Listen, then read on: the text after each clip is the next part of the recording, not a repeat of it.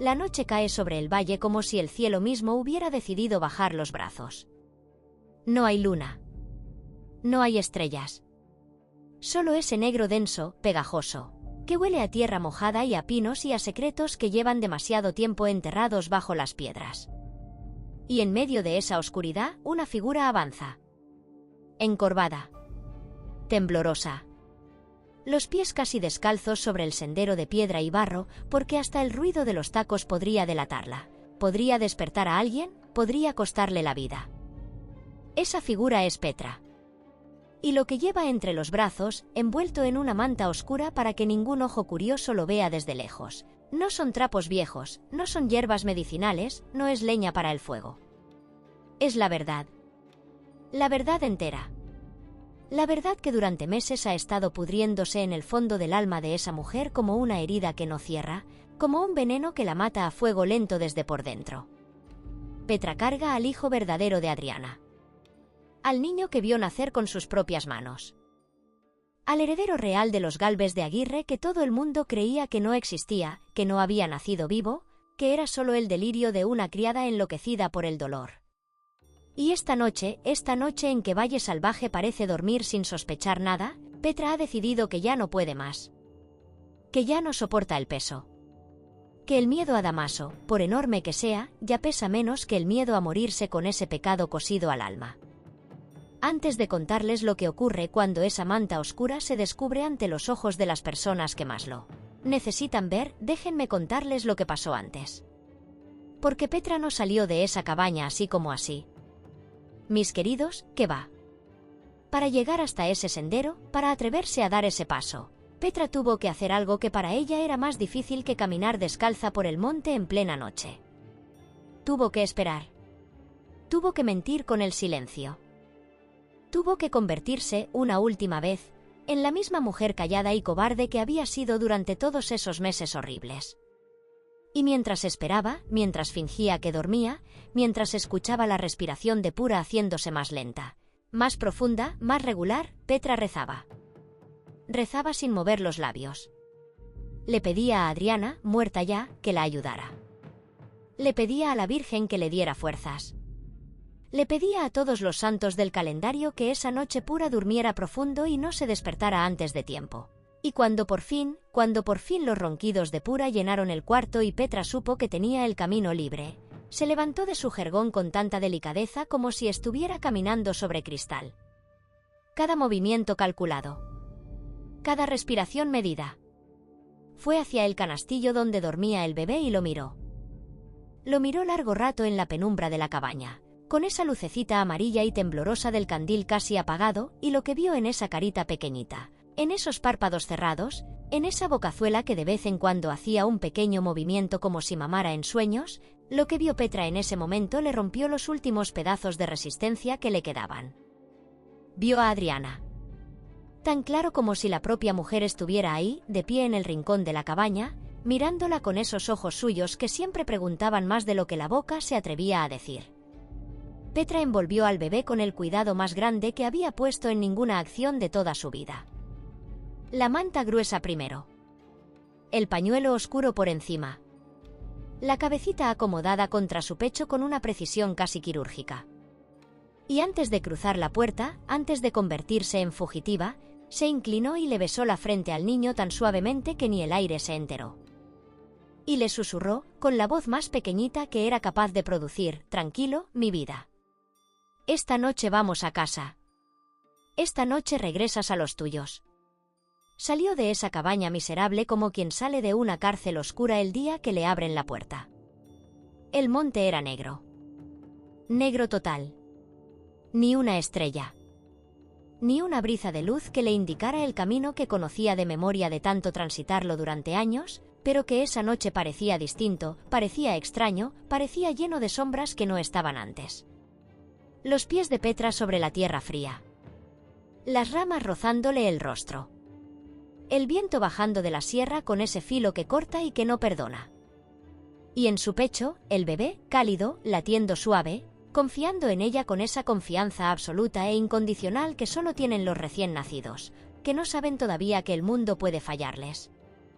Y mientras caminaba, mis amores, agárrense fuerte.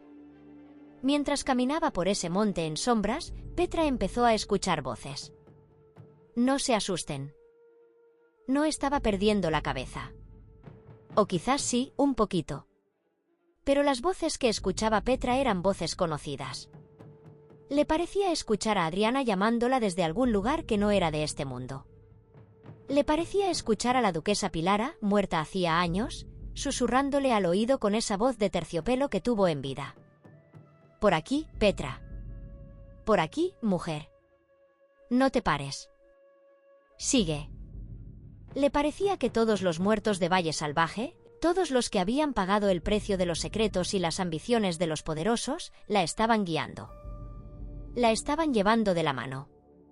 La estaban empujando hacia la casa grande como si supieran que esa noche en que el valle dormía sin sospechar, la historia entera del lugar iba a cambiar para siempre. Tropezó más de una vez. Casi se cayó por un barranco estrecho donde el sendero desaparecía entre las zarzas. En un momento dado, se detuvo en seco porque escuchó un ruido, un crujido de ramas que podría ser un jabalí o podría ser peor. Se quedó inmóvil, apretando al bebé contra el pecho, sin respirar, sin moverse, escuchando. El ruido se alejó. Era un animal del monte. Nada más. Y Petra, con las rodillas temblando, siguió adelante.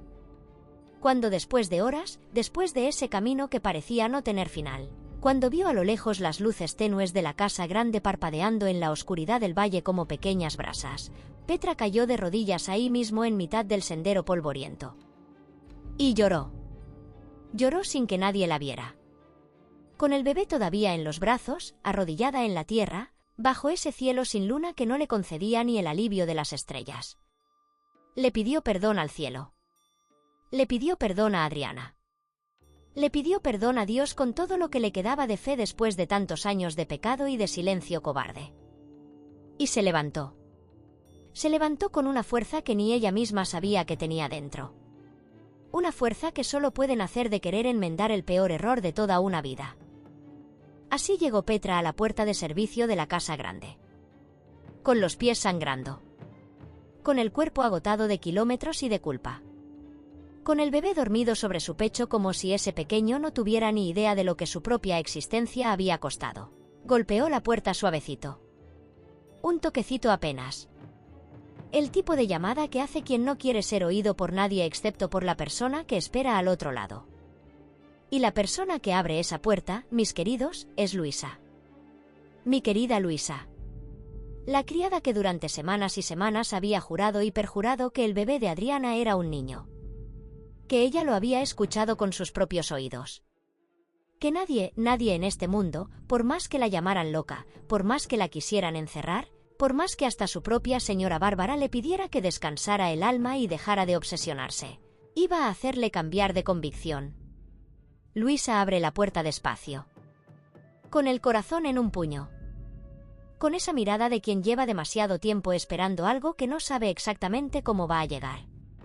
Y cuando ve lo que tiene Petra entre los brazos, la manta oscura y el pequeño bulto que se mueve, que respira, que existe, Luisa se queda paralizada. Literalmente paralizada. El cuerpo entero se le detiene como si el tiempo hubiera decidido dejar de correr por un instante. ¿Qué? ¿Qué es esto, Petra?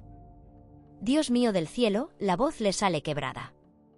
Las lágrimas le brotan antes de que el cerebro haya terminado de procesar lo que están viendo sus ojos. Porque Luisa, esa mujer que ha luchado tanto, que ha resistido tanto, que se ha negado a rendirse cuando todo el mundo le decía que estaba imaginando cosas, Luisa entiende antes que nadie lo que está viendo. Petra, con las manos temblando como hojas en el viento otoñal, le extiende el pequeño envoltorio a Luisa con toda la delicadeza y todo el peso del mundo concentrados en ese gesto. Y le dice con la voz rota, casi sin aliento. Es él, Luisa. Es él. El verdadero hijo de Adriana y Rafael. El niño que tú siempre supiste que existía cuando todos te llamaban loca. Te lo traigo a ti porque tú eres la única que nunca dejó de buscarlo. Tú eres la única que tuvo el valor de no rendirse. Luisa cae de rodillas ahí mismo en el umbral de la puerta de servicio de la casa grande. con el bebé apretado contra el pecho. Llorando como una niña. Llorando como una madre que recupera al hijo que le robaron. Llorando por Adriana, por esa amiga muerta, por esa hermana del alma que se fue de este mundo sin haber podido ver a su propio hijo ni una sola vez después de parirlo, sin haber podido contarle deditos, sin haber podido besarle la frente con la tranquilidad de quien sabe que su hijo está a salvo. Lo sabía, balbucea Luisa entre sollozos.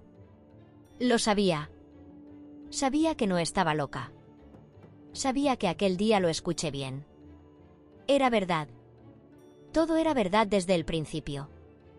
Y entonces Petra, esa mujer que durante tanto tiempo fue el instrumento del mal, la cómplice silenciosa, la que eligió el miedo sobre la justicia, le pone una mano en el hombro a Luisa y le dice con una mezcla de alivio y de pánico que le cambia la voz. Levántate, mujer, levántate ya. Hay que esconder al niño antes de que alguien nos vea. Si Damaso se entera esta noche que estamos aquí, nos mata a las dos. Nos mata sin parpadear. ¿Se acuerdan de todas las veces que Luisa fue a la cabaña de las parteras? De todas las veces que Pura y Petra se reían de ella, que le decían que el dolor por Adriana le había trastornado la cabeza, que el niño no existía, que estaba inventándose cosas? ¿Se acuerdan de cuando hasta Bárbara, la propia hermana de Adriana, llegó a pedirle que descansara el alma, que dejara de obsesionarse, que su hermana ya estaba en paz? Miren ahora quién tenía razón. Luisa. La criada. La que casi nadie creía. Ella sola contra el valle entero. Ella descubrió la verdad más enorme de toda esta historia. Luisa se levanta del umbral agarrando al bebé como si fuera el tesoro más valioso que existe sobre la tierra, lo mira con los ojos todavía empapados de lágrimas y le hace a Petra la pregunta que todos los que estamos viendo esta novela llevamos haciéndonos desde hace semanas. ¿Por qué, Petra? ¿Por qué ahora? ¿Por qué después de tantos meses de silencio, después de tantos meses de mentiras, decides venir esta noche? Y Petra, esa pobre mujer que ha vivido aterrorizada desde que se convirtió en cómplice de Damaso, suelta por fin todo lo que llevaba atascado en el pecho como un tapón que le impedía respirar de verdad. Le dice que ya no podía más. Que cada noche, cuando escuchaba al bebé llorar en aquella cabaña fría y miserable, le parecía escuchar la voz de Adriana llamándola desde el más allá con una claridad que le ponía los pelos de punta. Le dice que Pura, esa mujer que al principio parecía la más razonable de las dos, se ha ido poniendo cada día más cruel, más violenta, más insensible con el niño. Que apenas le da de comer. Que lo deja llorar durante horas sin atenderlo. Que lo trata como si fuera un estorbo, un problema, algo de lo que deshacerse en el primer momento de descuido. Pero eso no es lo peor, continúa Petra. La voz le baja hasta convertirse casi en un susurro. Lo peor es lo que dijo Damaso la última vez que vino a la cabaña. Luisa se queda quieta. El bebé dormido entre sus brazos. La noche afuera. Y la sensación heladora de que lo que viene a continuación va a ser peor de lo que ya ha imaginado. ¿Qué dijo Damaso, Petra? Dímelo ya, por el amor de Dios. Y Petra, con lágrimas que le ruedan lentas por el rostro arrugado de tantos años de miedo, le susurra la cosa más espantosa que ha escuchado en toda su vida. Dijo que si las cosas se complicaban. Que si el plan empezaba a fallar. Que si alguien sospechaba demasiado o si el bebé se convertía en un problema. Había que deshacerse de él. Dijo que era solo una pieza del juego. Que un cadáver pequeño no levantaría sospechas. Quería matarlo. Damaso quería matar al hijo de Adriana. A ese bebé que está ahora mismo dormido entre los brazos de Luisa, con la carita apacible de quien todavía no sabe que el mundo lleva meses intentando borrarlo. Luisa siente que las piernas le tiemblan. Que el mundo le da vueltas. Que está a punto de desplomarse ahí mismo en el umbral. Pero no. No puede caerse. Tiene al bebé en los brazos. Tiene entre sus manos al hijo verdadero de Adriana, a ese tesoro que su amiga del alma le encomendó sin palabras, sin testamento, sin instrucciones, solo con el hecho de haberlo traído al mundo. Y entonces sucede algo que nadie esperaba. Una puerta se abre. Una sombra se acerca. Bárbara. La propia hermana de Adriana, que había salido de la casa pequeña porque escuchó un ruido extraño en la noche y no pudo quedarse en cama.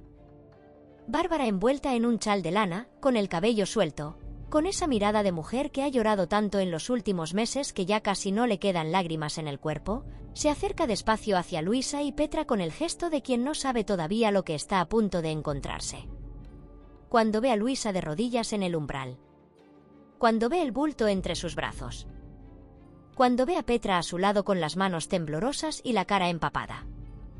Bárbara se detiene en seco. La mandíbula le cae. Los ojos se le abren enormes en la oscuridad. Luisa, sin decir una palabra, sin necesitar explicaciones, simplemente le muestra el rostro del bebé bajo la luz tenue que se filtra desde dentro de la casa. Retira la manta despacio. Y ese rostro pequeño, esa carita dormida, esa naricita que es calcada a la de Rafael y que al mismo tiempo lleva los rasgos delicados y reconocibles de Adriana, la hermana que Bárbara perdió y que llora todos los días desde que se fue. Bárbara se lleva las manos a la boca. Se ahoga en un grito que no puede salir. Y cae sobre Luisa abrazándola con tanta fuerza, con tanto peso de todo lo que ha sufrido concentrado en ese abrazo, que parece que se van a fundir las dos ahí mismo en la oscuridad de la noche. Es él. Es él. Dios mío bendito, Luisa, es el hijo de mi hermana. Es mi sobrino. Es la sangre de Adriana viva. Y entonces, entre sollozos, con la voz rota de quien carga un arrepentimiento enorme, Bárbara agrega: Yo no te creí, Luisa. Perdóname. Perdóname por no haberte creído. Por haberte llamado loca. Por haberte pedido que lo dejaras pasar. Por haber dudado de ti, aunque fuera un solo segundo. Luisa, llorando, le acaricia el cabello y le dice: No tengo nada que perdonarte. Nada. Tú estabas destrozada de dolor por tu hermana. Lo único que importa ahora es este niño. Lo único que importa es devolvérselo a Rafael. Y entonces, mis amores, entonces ocurre algo que no esperaban. Bárbara, esa mujer de buen corazón pese a todo el sufrimiento que ha cargado, se vuelve hacia Petra. Y en lugar de mirarla con la rabia que tendría todo el derecho del mundo a sentir, en lugar de gritarle por los meses de mentiras y de complicidad, le toma las manos. Le toma las manos a Petra, esa cómplice, esa culpable, esa mujer que ayudó a robarle el sobrino durante meses. Y le dice con la voz temblando: Gracias, Petra. Gracias desde el fondo de mi alma. Sé que has hecho daño. Sé lo que has sido cómplice. Pero esta noche has salvado a mi sobrino. Has devuelto la dignidad a mi hermana muerta. Y por eso te juro que tendrás tiempo de huir. Nosotras te daremos esa oportunidad. Petra, que se había preparado para morir esa noche a manos de Damaso cuando descubriera lo que había hecho, no puede creer la bondad que está recibiendo. Llora como nunca había llorado. Y entre sollozos dice: No merezco esta misericordia. No la merezco. Pero la acepto, mi señora. Que Dios me perdone algún día por todo lo que hice. Bárbara saca de inmediato unas monedas que llevaba escondidas en un pequeño saquito bajo el chal. Se las extiende a Petra. Le dice que tome eso, que es lo que lleva encima, que huya, que compre un caballo o una mula, lo que sea, pero que se vaya de ese valle antes de que Damaso la encuentre. Pero Petra, mis queridos, agárrense fuerte, porque esto va a sorprenderles. Petra niega con la cabeza. Empuja suavemente la mano de Bárbara. Y le dice con una claridad que impresiona: No, mi señora. No puedo aceptar ese dinero. Si llevo encima monedas marcadas, si alguien me ve con oro en el pueblo, levantaré sospechas en cada posada por donde pase. Mejor que me vaya como vine al mundo, sin nada. Que Damaso piense que me tragó la sierra, que nadie pueda seguirme el rastro. ¿Qué mujer puede decirse lo que se quiera de Petra? Puede juzgársela, puede culpársela, puede no perdonársela nunca por haber sido cómplice durante tanto tiempo. Pero esa noche bajo la luna fría del valle, esa mujer demostró que todavía le quedaba un pedacito de alma dentro. Y se lo entregó completo a Adriana. Aunque Adriana ya no estuviera aquí para recibirlo. Petra se da la vuelta. Recoge una pequeña trousa con 2 o 3 trapos viejos, que era todo lo que tenía en el mundo. Se ajusta el pañuelo en la cabeza. Y antes de irse, antes de desaparecer para siempre en la oscuridad del monte, se vuelve hacia Luisa y Bárbara y les dice las palabras más escalofriantes de toda esta noche. Las palabras que les van a poner los pelos de punta ahí en sus casas. Tengan cuidado. Damaso ya no es el mismo hombre que conocimos al principio. Está cada día más desesperado. Si su plan grande contra los Gálvez de Aguirre fallaba, tenía pensado algo peor para el niño. Algo que ni yo me atrevo a repetir en voz alta. Cuiden a esa criatura como si fuera el último tesoro del mundo.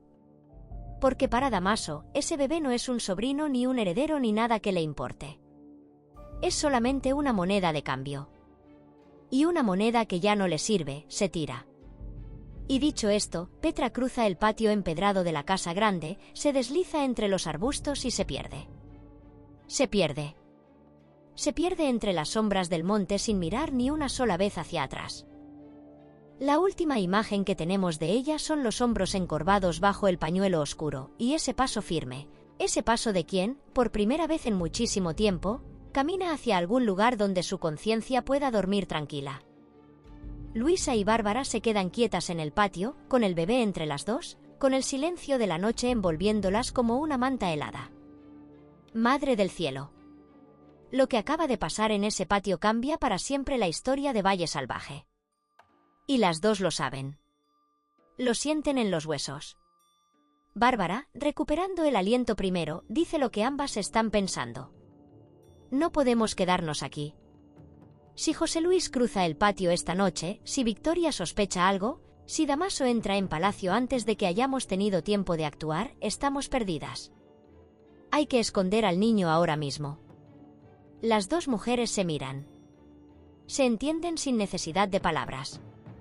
Y deciden, decididas, valientes como nunca antes las habíamos visto, llevarse al pequeñín a la casa pequeña, donde tienen más control sobre quién entra y quién sale.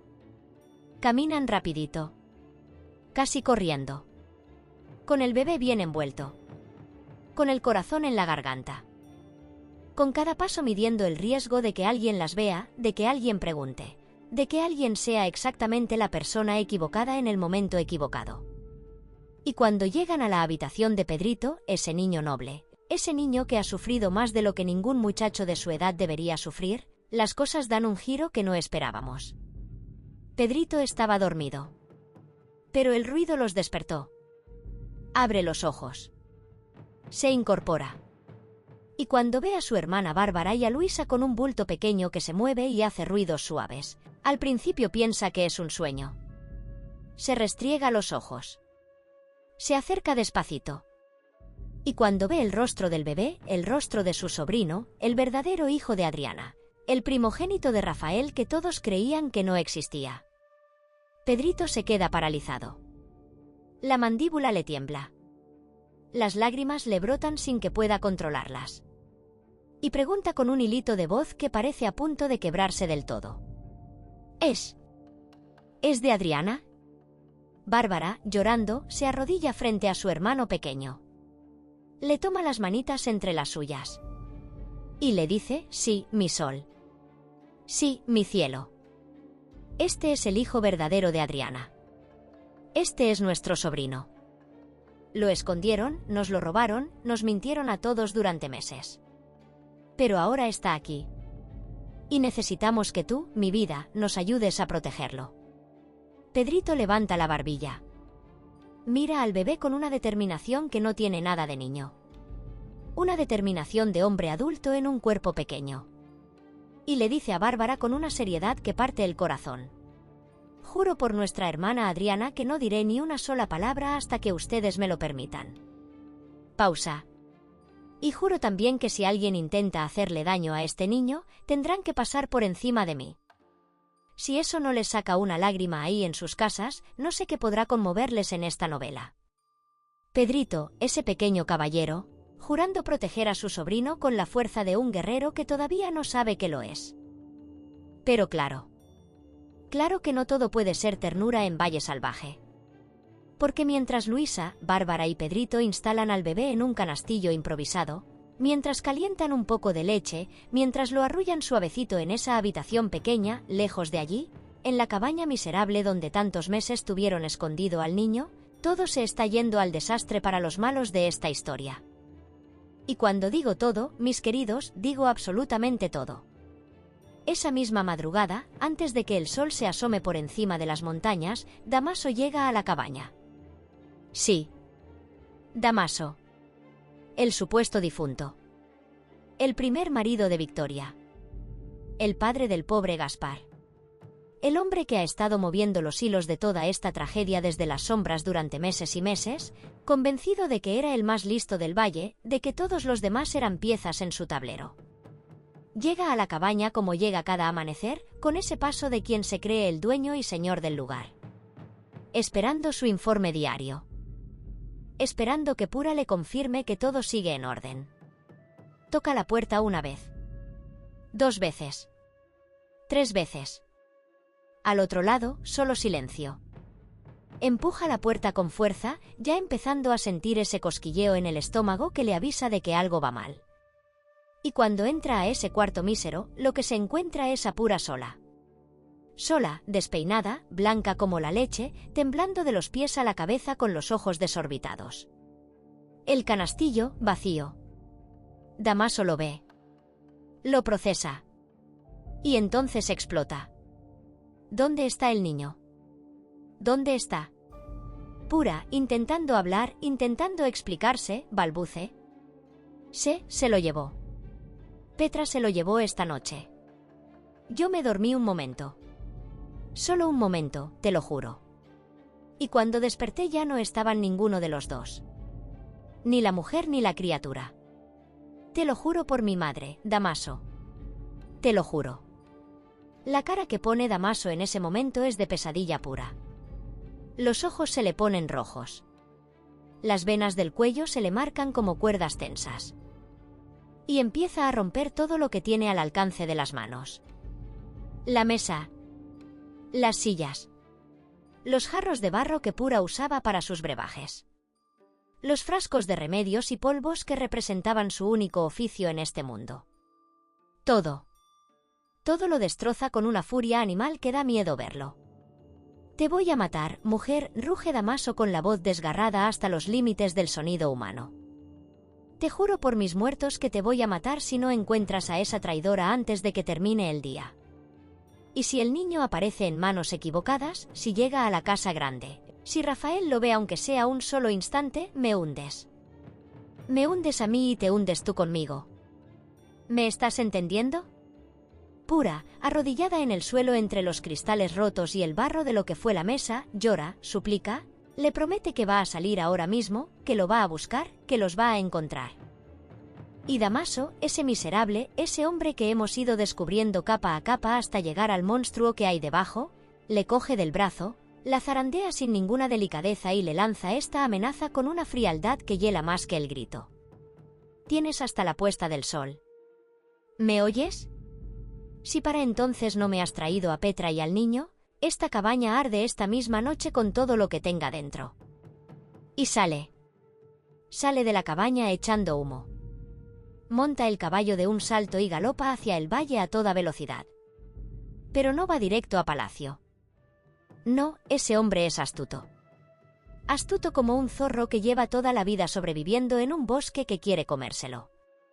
Sabe perfectamente que si llega gritando, si hace un escándalo, si irrumpe exigiendo el bebé, lo descubrirán en el instante.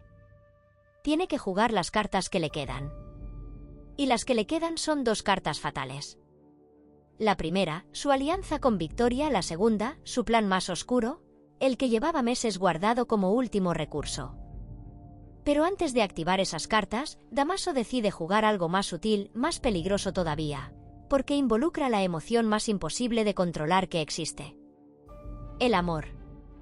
Va a presentarse en la casa pequeña donde está Mercedes. Va a usar el amor que esa mujer le tiene, ese amor genuino, ese amor que ella le da con toda el alma creyendo que él es otro hombre, para sonsacarle información sin que ella se dé cuenta de nada. Llega a la casa pequeña a media mañana con una sonrisa fingida en el rostro. Con esa mirada de galán preocupado que tantas veces nos ha engañado. Mercedes lo recibe en el salón, le ofrece un café, le pregunta cómo está. Y Damaso, bajando la voz hasta convertirla en un murmullo de falsa intimidad, le dice: «Mi vida, perdóname si te asusto. Pero esta mañana me han contado en el pueblo que anoche se vio merodear a una mujer extraña por estos lares. Quería asegurarme de que tú y todos en esta casa estuvieran a salvo. ¿No has visto nada raro? ¿Ninguna sirvienta nueva ha aparecido por aquí?» Mercedes, al principio, le sigue el juego. Cree que de verdad está preocupado por ella. Pero Mercedes, mi querida Mercedes, no es ninguna tonta. Ha aprendido en carne propia, durante años de vida difícil, a leer entre líneas. A captar las miradas que no cuadran. A oler la mentira antes de que se haga visible. Y mientras Damaso insiste, mientras vuelve sobre el mismo tema una y otra vez con diferentes ángulos pero el mismo destino, Mercedes empieza a oler la rata. ¿Por qué te preocupas tanto, Eduardo? Te conozco. Tú nunca te has preocupado por una mujer extraña que pase por aquí. ¿Qué es lo que de verdad estás buscando? Y justo en ese momento, como si el destino de esta novela tuviera su propio sentido del dramatismo, aparece Bárbara en el salón. Bárbara que viene de arriba. ¿Dónde está el bebé escondido? Bárbara con el rostro ligeramente sonrojado. Con los ojos brillantes. Con esa expresión imposible de disimular completamente de quien acaba de vivir algo inmenso y todavía no lo ha digerido. Damaso la mira y aunque Bárbara intenta disimular como puede ese encarnado, ese hombre que lleva toda la vida leyendo a las personas como documentos, algo capta. Algo huele. Un detalle demasiado pequeño para que nadie más lo notara, pero Damaso no es nadie más. Sin embargo, como es un maestro de la actuación, cambia de tema al instante. Se ríe. Le hace una caricia a Mercedes. Le dice que seguramente todo es un rumor del pueblo, que no debe darle importancia. Y se despide. Sale de la casa pequeña con paso tranquilo. Fingiendo. Siempre fingiendo. Fingiendo hasta el último aliento. Pero por dentro está hirviendo. Porque ya ha sumado. Ya ha juntado los cabos. Ya sabe que Bárbara escondía algo. Ya sabe que si Petra entregó al niño en algún lugar, ese lugar fue la casa pequeña o la casa grande. Y la cara de Bárbara acaba de confirmarle todo lo que no quería saber. Mercedes se queda en el salón con la mosca detrás de la oreja. Mira a Bárbara y le pregunta directamente, con esa mirada suya que no admite medias tintas. ¿Qué está pasando, Bárbara? Y no me mientas. Te conozco demasiado bien. Bárbara, apretándose las manos para que no le tiemblen, contesta que nada, que es que no ha dormido bien, que ha soñado con Adriana otra vez. Mercedes la abraza. La consuela. Pero por dentro, Mercedes sabe que eso no es todo. Sabe que en esa casa hay un secreto. Y sabe, sobre todo, que Damaso, su Eduardo, su gran amor, no es el hombre que dice ser. Y esa duda que se le mete a Mercedes en el corazón, mis amores, esa duda que crece sin que nadie la alimente, es el principio del fin para Damaso. Luisa y Bárbara, mientras tanto, están en una situación que se complica cada hora que pasa. No pueden esconder al bebé eternamente en la casa pequeña. Cada hora es una hora más de peligro. Cada hora en que Rafael no sabe que su hijo existe es una hora que Damaso podría usar para su siguiente movimiento. Deciden que hay que arriesgarlo todo. Hay que llevarle el niño a Rafael de una vez por todas. El problema es llegar hasta él. Palacio está lleno de ojos y oídos que no son de fiar. José Luis. Victoria. Hernando. Enriqueta. Braulio. Está hasta el sereno vigilando los pasillos. Imposible entrar sin que alguien lo note y vaya corriendo a informar a quien no debe. Pasan las horas. Luisa y Bárbara esperan. Esperan el momento perfecto. Y entonces, como si el cielo de Valle Salvaje por una vez estuviera de su parte, llega la oportunidad. José Luis y Hernando salen de palacio para una reunión con unos hombres del rey en otra finca. Victoria, obsesionada con la salud de Matilde y con sus propios movimientos de ajedrez, se va con Enriqueta al pueblo. Es el momento. El único momento. Luisa envuelve al bebé en su mejor mantilla, la más suave, la más digna que tiene. Bárbara coge un cesto y mete por encima unos lienzos para disimular. Y las dos, con el corazón latiendo a un ritmo que no da para más, salen de la casa pequeña con paso firme que solo la determinación absoluta puede dar. Atraviesan el sendero. Llegan a la puerta de servicio de la casa grande. Llaman. Abre Peppa, que ya sospecha que algo raro pasa pero que confía en su hermana Luisa con esa confianza ciega que solo existe entre hermanas de verdad. Luisa le susurra al oído: hermana, hermanita mía, te juro que te lo explicaré todo después. Pero ahora mismo necesito que me digas dónde está Rafael. Necesito hablarle a solas. Es cuestión de vida o muerte. Peppa, sin hacer preguntas, asiente y las guía por los pasillos del servicio hasta el ala donde Rafael tiene su despacho. Toca la puerta. Y desde dentro se escucha esa voz. Adelante. Mis amores. Mis queridos. Entonces llega el momento que llevamos esperando capítulos y capítulos enteros. El momento por el que hemos llorado, rezado, sufrido junto a los personajes de esta historia. El momento que parecía que nunca iba a llegar, que demasiadas veces fue postergado por el siguiente obstáculo, por la siguiente traición, por el siguiente muro que Damaso o Victoria levantaban en el camino. Luisa entra primero. Detrás, Bárbara. Rafael las mira sorprendido desde detrás del escritorio. No se esperaba esa visita. Tiene papeles delante. El rostro cansado de tantos meses de dolor. Esos ojos tristes que ha cargado desde que Adriana se fue de este mundo. Las saluda. Les pregunta si pasa algo. Y Luisa, sin poder aguantar un segundo más, da 2 pasos hacia adelante.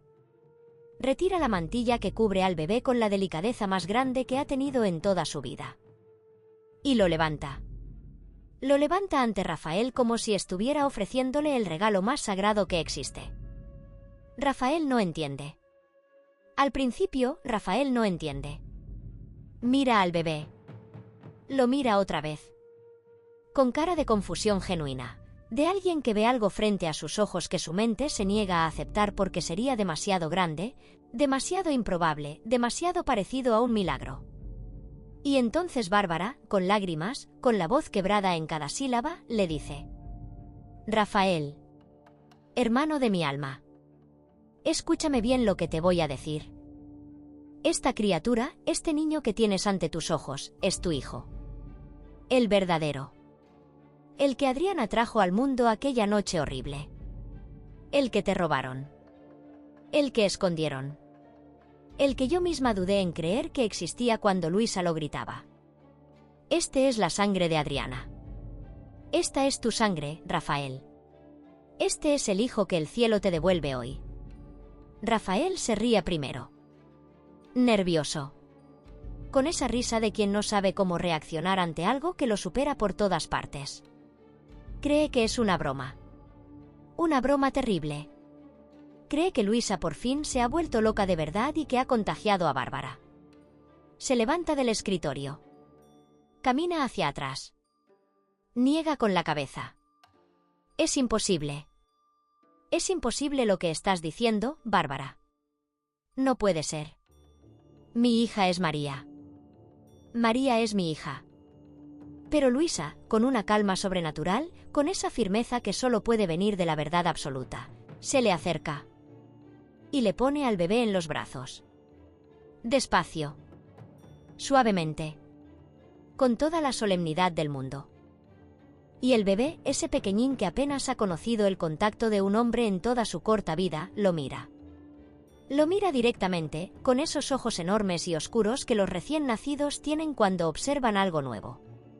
Y Rafael ve a Adriana en esos ojos. La ve a ella. Con esa chispa.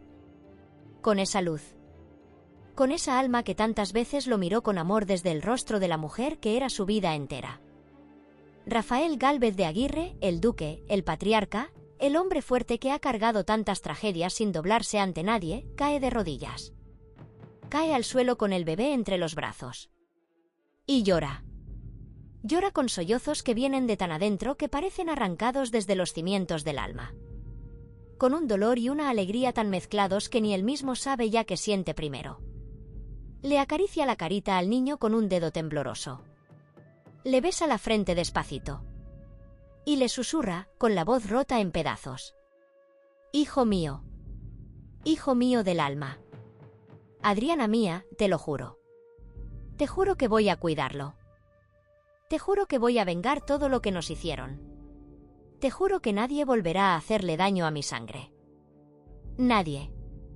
Si en este momento no se les sale una lágrima a ustedes en sus casas, ya pueden ir al médico, mis amores.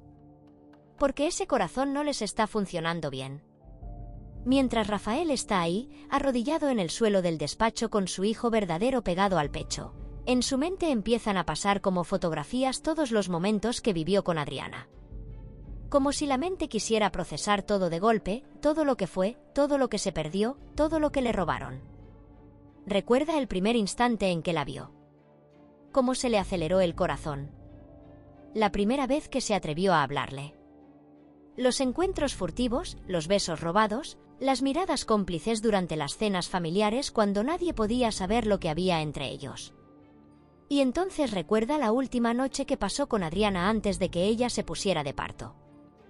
Esa noche en que ella le tomó la mano, la puso sobre la barriga embarazada y le dijo con esa voz suya, esa voz que él llevaría en el oído hasta el último día de su vida: Rafael, mi amor, mi vida, si me pasa algo, prométeme que este niño nunca jamás le faltará nada. Prométeme que lo vas a llenar de amor por los dos. Prométeme que cada día le contarás quién fue su madre. Y Rafael se lo prometió. Con lágrimas en los ojos. Sin saber todavía que esa sería una de las últimas conversaciones que tendrían en este mundo. Imagínense ustedes, mis queridos, la mezcla brutal que se le revuelve en el pecho en este momento. Por un lado, la alegría más pura que un ser humano puede sentir, tener en los brazos la sangre de Adriana viva, a ese niño que su esposa amada trajo al mundo y que el destino le devuelve esta noche. Por el otro lado, la rabia. La rabia inmensa. La rabia de saber que durante meses ha llorado por una hija que no era suya, que ha cuidado a María creyendo que era el último regalo de Adriana cuando la realidad era tan retorcida, tan miserable, tan calculadamente cruel. Rafael levanta los ojos llenos de lágrimas hacia el techo de madera del despacho. Como si pudiera ver a Adriana detrás de las vigas. Como si ella estuviera ahí, escuchando, esperando. Y le susurra a su esposa muerta: perdóname, amor mío. Perdóname por haber dudado durante tantos meses. Por no haber escuchado a Luisa antes cuando ella gritaba la verdad y todos la llamábamos loca. Te juro que voy a recuperar el tiempo perdido. Te juro que este niño tendrá la mejor vida que un hijo pueda tener. Y te juro, Adriana, mi cielo, que voy a castigar a los que nos hicieron esto. Vas a poder descansar en paz, mi vida. Te lo prometo por nuestro hijo. Bárbara y Luisa, también llorando, le cuentan a Rafael todo lo que saben. Todo. Que fue Victoria quien estuvo detrás del plan original. Las sospechas que tienen sobre Damaso. Que fue Petra quien esta misma noche entregó al bebé. Absolutamente todo. Rafael escucha sin interrumpir. Con esa quietud del hombre que está almacenando cada dato, cada nombre, cada detalle, para usarlo en el momento preciso. Y cuando terminan, levanta la cabeza despacio. Todavía con el bebé apretado contra el pecho. Y con una voz fría como el acero en invierno, dice: voy a hacer que paguen. Voy a hacer que paguen todos. Victoria. Damaso. Mi padre, si tuvo algo que ver. Todos. No habrá perdón. No habrá clemencia. No habrá descanso para ellos en este mundo. Lo juro por la memoria de Adriana. Pero ay, mis amores. Ay, ay, ay.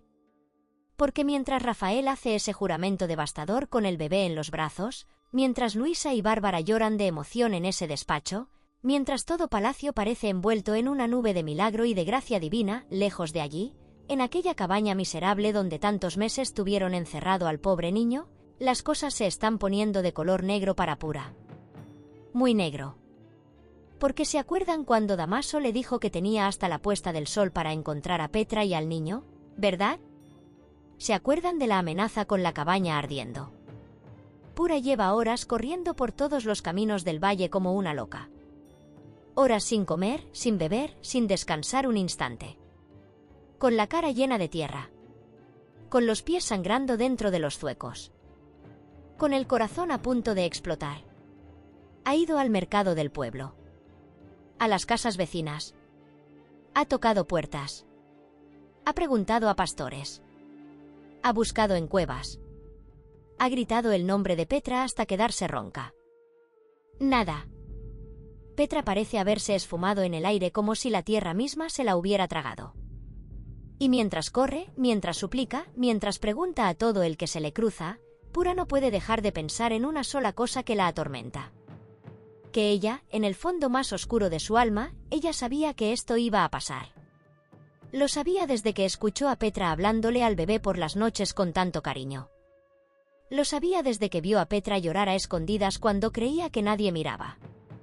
Lo sabía y no hizo nada para impedirlo. Porque en el fondo, ¿podría haberlo impedido de verdad?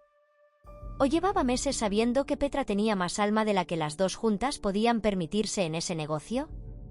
Pura lleva demasiadas preguntas sin respuesta dando vueltas en una cabeza demasiado asustada para pensar con claridad. Y entonces, después de horas de búsqueda inútil, después de pensar que todo está perdido, Pura se topa por pura casualidad con un pastor viejo del monte. Un hombrecito flaco con un cayado de madera, con una capa raída. Un hombre que no sabe, ni se imagina, la bomba que está a punto de soltar. Le dice a Pura, con toda la inocencia del mundo: anoche vi pasar a una mujer con un bulto pequeño hacia la casa grande. Muy callada. Muy escondida. Pensé que era una sirvienta volviendo tarde del pueblo. Pura casi se desmaya ahí mismo en mitad del camino. Corre a buscar a Damaso. Lo encuentra en una taberna del pueblo, bebiendo vino para calmar una rabia que el vino no puede calmar. Le susurra al oído lo que ha descubierto. Y Damaso, ese hombre que se creía el más listo del valle, ese hombre que llevaba meses tejiendo su red de mentiras con paciencia de araña, se pone pálido como un muerto. Se levanta de la silla de un golpe. Tira la copa al suelo. Y sale rugiendo como un toro herido. Esa criada entrometida. Esa Luisa. Esa Bárbara que se cree mejor que todos. Me las van a pagar. Una por una me las van a pagar. Pero Damaso, listo como siempre, sabe que no puede simplemente irrumpir en palacio y exigir el bebé. Necesita otra estrategia. Necesita las dos cartas fatales que le quedan. Y decide ir a buscar a Victoria. La encuentra en la pequeña capilla familiar donde había ido a rezar por el alma de Gaspar. La agarra del brazo sin importarle si está de rodillas ante el altar o no. La arrastra a un rincón donde nadie pueda oírlos. Y con la voz cargada de toda la rabia y todo el miedo que ha acumulado en las últimas horas, le suelta la verdad de golpe. Victoria. Escúchame bien. Lo hemos perdido todo. El plan se ha caído. El bebé está en manos de Rafael. Victoria se queda blanca. Las piernas le flaquean. Por un instante parece que ese muro de fiereza que siempre la sostiene va a derrumbarse. Pero esa mujer. Esa Salcedo terrible que ya conocemos. En lugar de hundirse, en lugar de entrar en pánico, alza la barbilla. Aprieta los puños. Y le dice a Damaso con una frialdad que hiela. Entonces tenemos que actuar ahora. Ahora mismo. Antes de que Rafael hable con el rey. Antes de que toda la verdad salga a la luz. Tenemos que destruirlos a todos. A los Gálvez de Aguirre. Si caemos nosotros, que caigan ellos primero. Damaso le explica entonces su plan más oscuro. El que llevaba meses guardado como último recurso, como la carta nuclear que nunca quiso tener que jugar pero que ahora no tiene más opción. Va a aprovechar la situación para acusar a Rafael del asesinato de Domingo. Sí, mis amores. Va a culpar al duque actual de un crimen que en realidad cometió Alejo. Va a presentar pruebas falsificadas. Testigos comprados. Un montaje completo para hacer que el rey ordene la detención de Rafael y le retire el ducado. Un golpe que, si funciona, no deja nada en pie. Victoria duda. Le dice que es muy arriesgado. Que si fallan, los arrastran a ellos también. Y Damaso, con la lógica implacable del que ya no tiene nada que perder, le contesta: ¿y qué nos queda? ¿Esperar a que el bebé crezca y nos señale con el dedo? ¿Esperar a que Bárbara hable, a que Luisa testifique, a que toda la verdad salga? No, Victoria. No tenemos opción. Es ellos o nosotros. Victoria lo mira. Mira a ese hombre que una vez fue su marido, que una vez le dio un hijo, que una vez fue otra versión de sí mismo antes de que la ambición y el rencor lo convirtieran en esto que tiene delante. Y después de un silencio que se estira como hilo de seda antes de romperse, le tiende la mano. Y Damaso la estrecha. El pacto del mal absoluto. Sellado en la capilla de los propios Gálvez de Aguirre, con el olor a incienso todavía en el aire y la vela de Gaspar parpadeando sobre el altar. En palacio, después de que Luisa y Bárbara se marchan, Rafael se queda solo con el bebé. Lo coloca en el centro de la cama. Lo contempla durante horas. Le cuenta los deditos. Le acaricia las manitas. Le canta despacito la nana que Adriana tarareaba cuando estaba embarazada. Esa nana que él aprendió de memoria sin siquiera darse cuenta, solo por el placer de escucharla a ella cantarla. Y le dice en un susurro que parte el alma en dos. Hijo mío, voy a darte un nombre digno. Te voy a llamar como tu abuelo Salcedo, como el padre de tu madre. Y vas a ser tan valiente, tan noble, tan bueno como ella fue. Te lo juro, mi vida. Te lo juro. Así termina esta noche. Esta noche increíble, esta noche que ha sido la más intensa, la más emocionante, la más sobrecogedora que Valle Salvaje nos ha dado. Petra ha desaparecido en el monte para siempre, llevándose en el alma el peso de los pecados que cometió, pero también el alivio de haber hecho al fin lo correcto. Pura está aterrorizada, esperando la furia de Damaso sin saber todavía qué forma va a tomar ese castigo. Damaso y Victoria han sellado el pacto más peligroso que hemos visto en esta historia. Y Rafael, mi querido Rafael, sostiene en sus brazos al hijo que creía perdido para siempre. Pero esto no termina aquí. Ni mucho menos, porque mientras el valle parece dormir, mientras todos los personajes lloran y rezan y se preparan para la guerra que viene, en alguna habitación oscura de palacio, alguien más se entera. Alguien que nadie esperaba. Alguien que por puro azar, por estar en el lugar equivocado en el momento exactamente correcto, descubre lo que está pasando esta noche. Y ese alguien, mis queridos, ese alguien va a complicar esta historia de una manera que todavía no podemos imaginar. Permítanme ahora, antes de irme, contarles 3 cosas que creo que esta historia está preparando, aunque nada de esto esté confirmado todavía. Son teorías, son hipótesis, son la manera que tenemos de caminar juntos hacia lo que viene. Primera teoría, la caída de Victoria es más cercana de lo que parece, pero no vendrá de donde ella menos lo espera. Victoria lleva toda esta historia convencida de que su mayor amenaza es Rafael. Que si logra destruir al duque, si logra desacreditarlo ante el rey, estará a salvo. Pero hay algo que Victoria está ignorando en su frialdad calculada, y es que el eslabón más débil de su cadena no es Rafael ni Luisa ni Bárbara. Es Mercedes. Mercedes, que ya empezó a oler la rata esta misma mañana cuando Damaso llegó con esa historia de la mujer extraña. Mercedes, que conoce a Damaso con una intimidad que el propio Damaso subestima.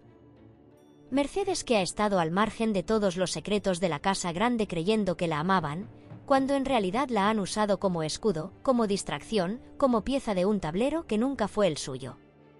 Es posible que Mercedes, al descubrir la verdad sobre Damaso, no solo lo abandone. Es posible que se convierta en el testigo más poderoso contra él. Porque nadie sabe más de los movimientos de Damaso que la mujer que durmió a su lado creyendo que era otra persona.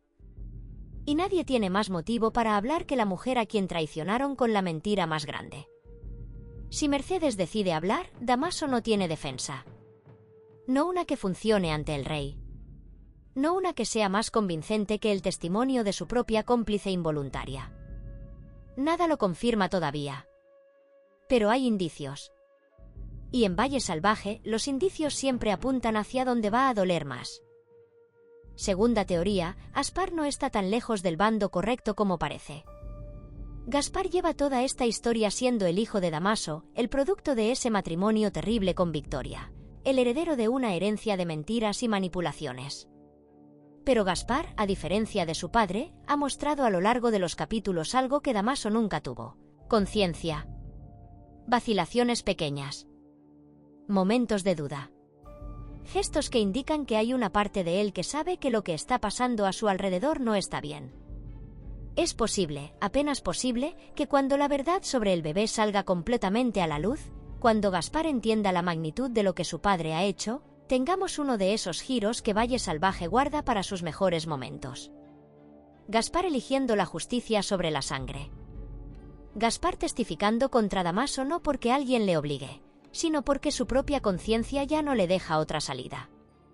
Sería el acto de redención que nadie esperaría de ese personaje. Y en una historia donde los hijos suelen pagar los pecados de los padres, que un hijo decidiera romper ese ciclo de golpe sería exactamente el tipo de vuelta de tuerca que esta novela sabe dar cuando menos lo esperamos. Nada lo confirma.